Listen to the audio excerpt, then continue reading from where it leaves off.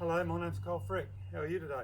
Been playing golf for 60 years, coaching for over 47, member of the Australian PGA. I'm here to talk to you today about an angle that I found in the golf swing that's imbalanced and not allowing physics to work. We've been playing this game by mathematics. In 2002, when Tiger Woods was leading the US Open, 2 rounds in the 60s, and his coach Butch Harmon was in the commentary box and said to the commentators he wanted to take him to the practice tee because he had a problem with his swing plane, what he had seen on the course from the cameras. And I started my mind boggling and why this would be so.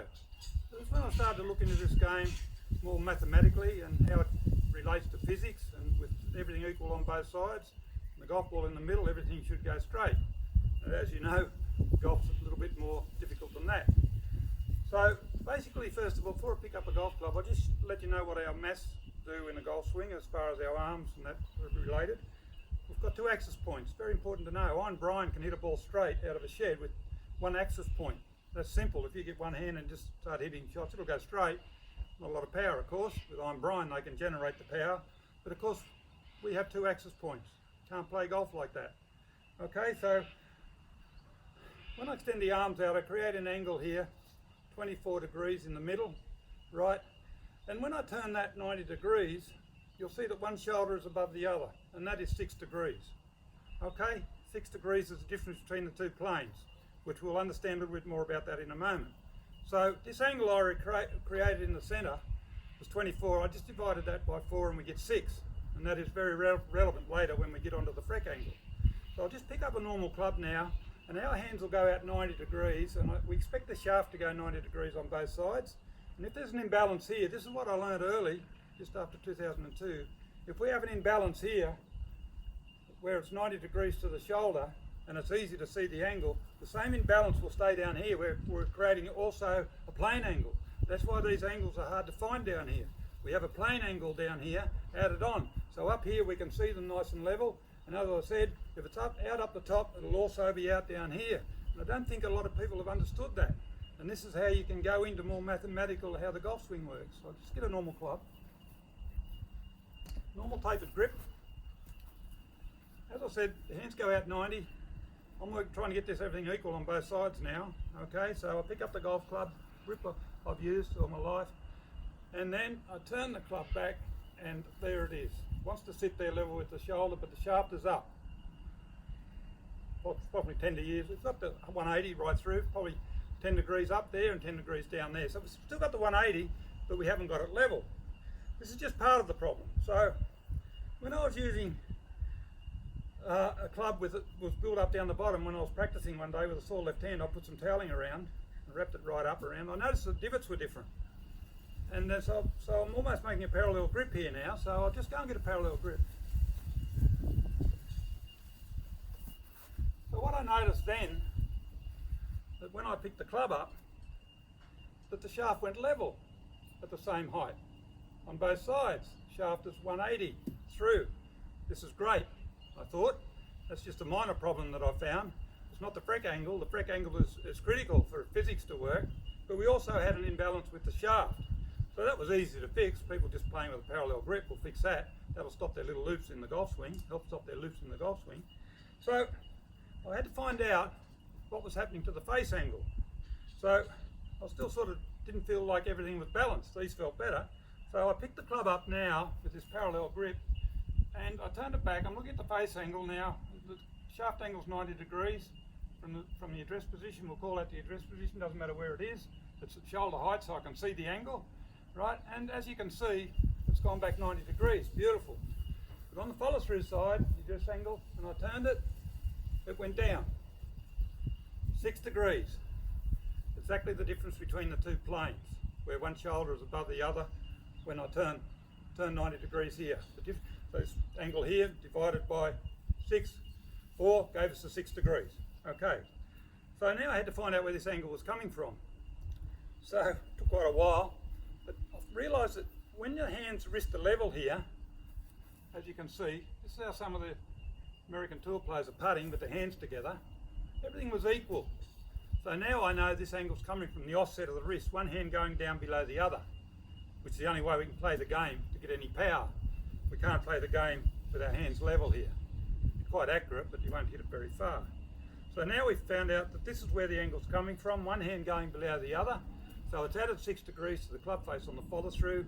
We need to add 6 degrees on the backswing for the face to move to have everything equal.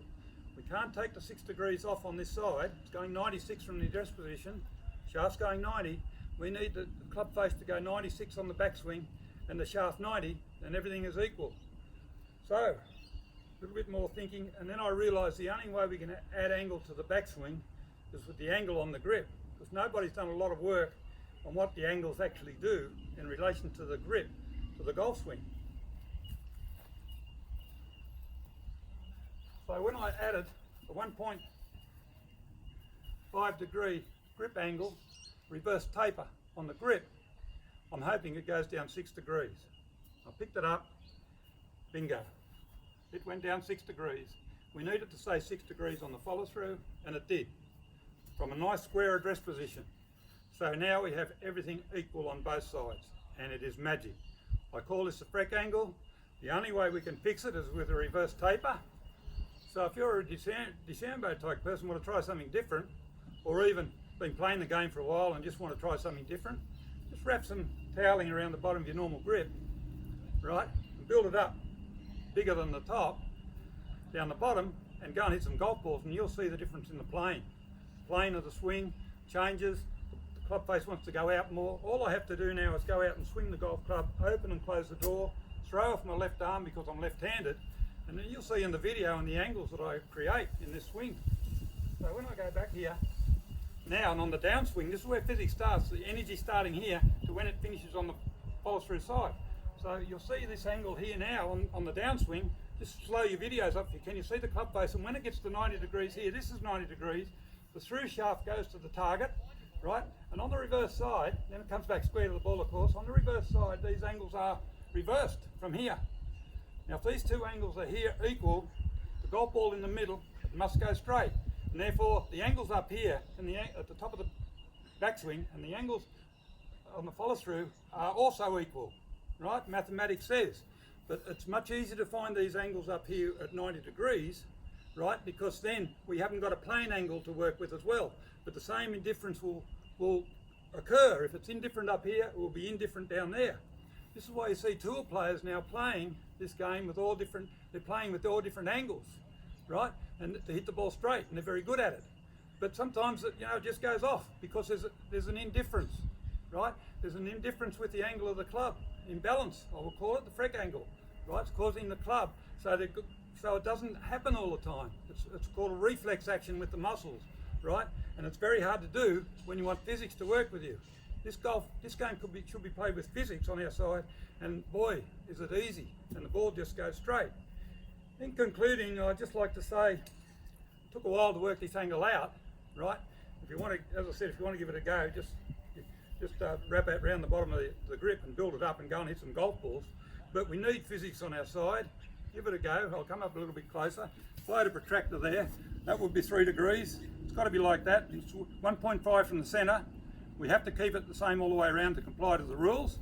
Okay, we're allowed to go to 45 mil here, right? This one's 37 or something. So we're a long way. You can make it smaller if you wish, as long as it's got the same angle on it. The actual angle only has to be at the top, but we must comply with the rules and have it all the way around naturally. And it's quite easy to use this grip. I just gripped it up and feel, nice. I still get the nice wrist cock here and the nice wrist finish here. Everything's, as you see in the film, just hitting a few wedges down there about 90 metres, and bang, it's magic. So if you're having trouble with your golf swing and you just want to try something different, please give it a go. I'm quite approachable. Just give us a buzz and ask me some questions. But these angles, what I want to get into your mind is these angles can be worked out here. They just repeat themselves down there. The plane angle down here, they're very hard to find. Up here, I found them easy to find. And that's how you can equal everything on both sides. As I said, pick the club up and there it is. Same there as it is here. So therefore, with everything equal on both sides, the ball in the middle, bingo.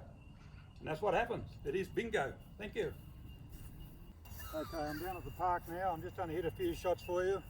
Just watch the angles it's created through the shoulders and how everything just falls into place. All I'm doing is just swinging the club down and just throwing it. I'm left-handed, so I'm throwing my left arm and left hand, and that's all I'm thinking about.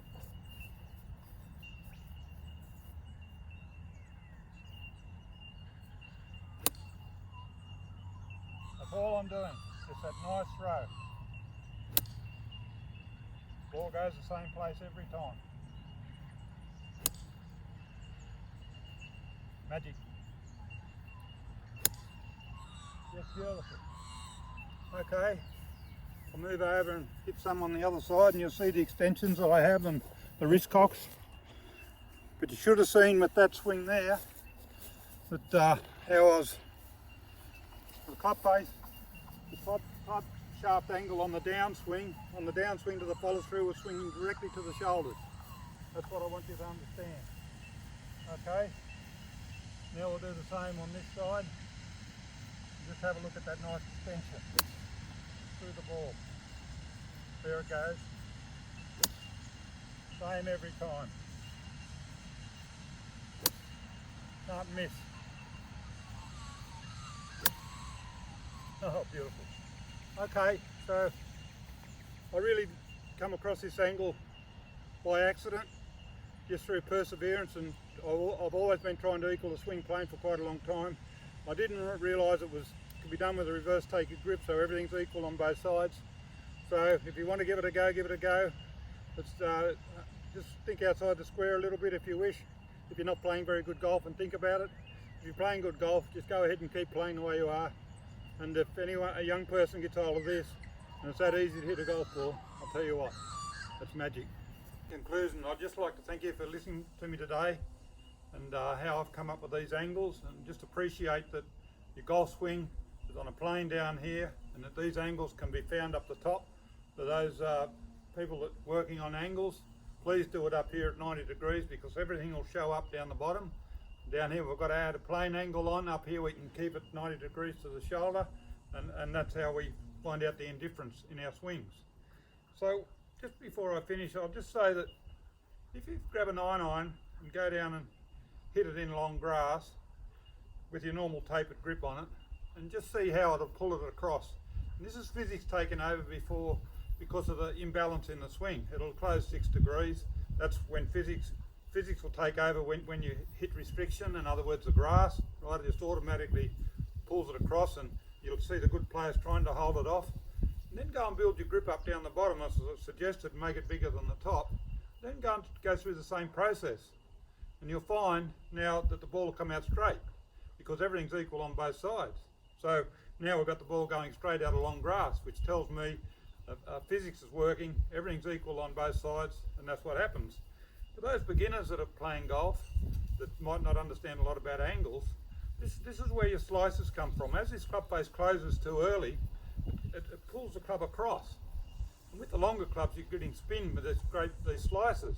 You know, the better players are fighting against the ball going to the left, you know, pulling across. Right-handers, you know, they're pulling across, and their short irons are pulling to the left. And that's what they're fighting with this imbalance. And of course, as I said earlier, they're all creating all different angles up here, and when they're on, they're really good, you know, but they can't keep the process up for long periods because of the indifference between the two planes. They haven't got physics. I found this is very consistent. You just get this every time you pick it up, and so simplistic.